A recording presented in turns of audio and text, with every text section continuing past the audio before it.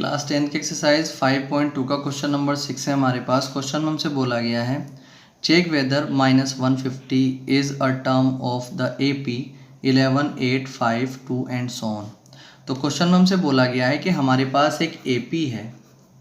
AP कितनी है? 11, 8, 5, 2 and so on. और ये एक AP चल रही है। अब अगर इस AP की शुरुआत को देखा जाए तो सबसे पहला नंबर 11 है, उससे दूसरा जो नंबर है वो क्या है, इसकी जो सेकंड टर्म है वो कितनी है? 8, यानी 3 कम होकर के 8 आया। उसके बाद फिर 3 कम हुआ तो 5 आया, फिर 3 कम हुआ तो 2 आया। इसी तरीके से ये एपी चलती चली जा रही है। तो यानी कि ये डिक्रीजिंग ऑर्डर की तरफ जो है चल रही है।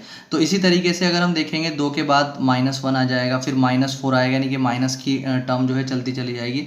तो इसी तरीके से अगर ये एपी चलती चली जाए तो हमसे यहाँ पर ये पूछा है कि ये चेक करिए इसमें कि क्या इस एपी का जो है कोई टर्म जो है -150 भी होगी। ठीक है, ये चीज़ क्वेश्चन में हमसे चेक करने के लिए कह रहा है। ठीक है, तो देखिए जब भी कोई इस तरह का क्वेश्चन होता है कि हमें चेक करना हो कि कोई टर्म जो है वो जो गिवन एपी है उसमें आ रही है या नहीं, तो हम उसको क्या करते हैं, उसको हम एन टर्म मान लेते हैं। ठीक है, हम उसको एन टर्म मान करके और वहाँ से एन कैलकुलेट कर लेते हैं। अगर एन कोई नेचुरल नंबर आ जाता है इस तरीके से कैलकुलेट करने पर, तो ये जो टर्म होगी ये इस एपी की ही टर्म होगी। ठीक है, यानी कि अगर हम चलते चले जाएंगे तो ये टर्म जो है इस एपी में आ ही जाएगी। और अगर एन की वैल्यू जो है फ्रैक्शन में आती है या डेसिमल में आती है तो तब ये जो टर्म होगी ये इस एपी की टर्म नहीं होगी। ठीक है, तो देखिए सबसे पहले हम क्या करेंगे, ए कितना है हमारे पास? 11। अगर हम डी को देखते हैं तो डी कैसे आएगा? 8 - 11 करके, यानी कि सेकेंड टर्म में से फर्स्ट टर्म को माइनस करके, तो -3 आ जाएंगे।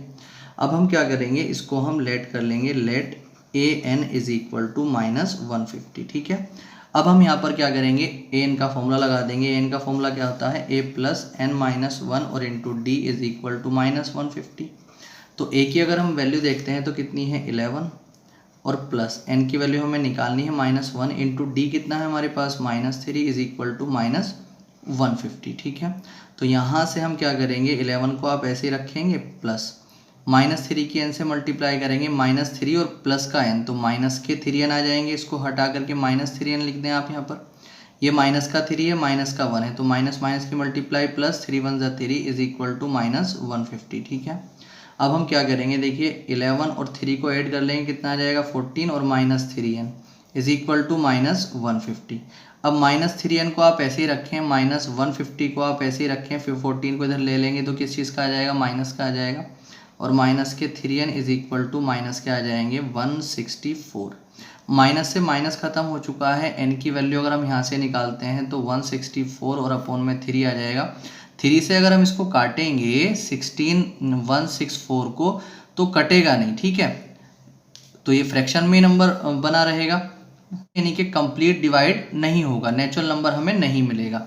ठीक है, तो अब अगर हम देखते हैं तो अब n की वैल्यू जो है नेचुरल नंबर में नहीं मिल रही है।